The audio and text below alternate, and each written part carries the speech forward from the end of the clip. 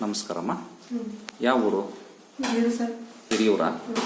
ಇಲ್ಲಿ ಡಾಕ್ಟರ್ ಪ್ರವೀಣ್ ಬಾಬು ಅವ್ರ ಹತ್ರ ದಾವಣಗೆರೆಗೆ ಹಾಂ ಸರ್. ಎಷ್ಟು ದಿನ ಆಯಿತು ತಾವು ಬಂದು ಹೋಗ್ಬಿಟ್ಟು?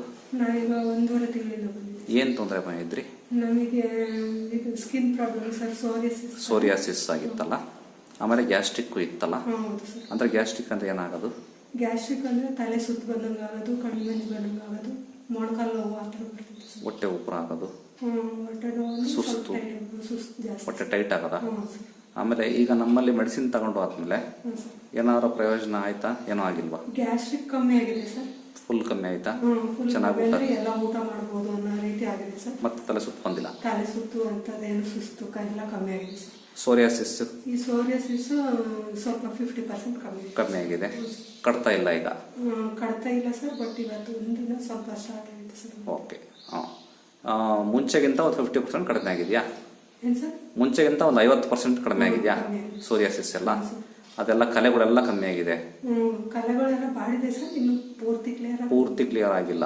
50% ಕಮ್ಮಿ ಆಗಿದೆ. ಕರೆಕ್ಟ್ ತಾನೆ? ಹಂಗಾಗಿ ಇವತ್ತು ಮತ್ತೆ ತೋರಿಸ್ಲಿಕ್ಕೆ ಬಂದಿತ್ತು. ಕರೆಕ್ಟ್ ಅಲ್ಲ? ನಿಜ ಹೇಳ್ತಿದ್ರಿ. ಆಮೇಲೆ ನಮ್ಮ ಮೆಡಿಸಿನ್ ಏನಾದ್ರು ಸೈಡ್ ಎಫೆಕ್ಟ್ ಇರುತ್ತೆ ನಮ್ಮ? ಇಲ್ಲ ಸರ್, ಏನಿಲ್ಲಲ್ಲ. ಓಕೆ, ನಿಜ ಹೇಳ್ತಿದ್ದೀರಾ?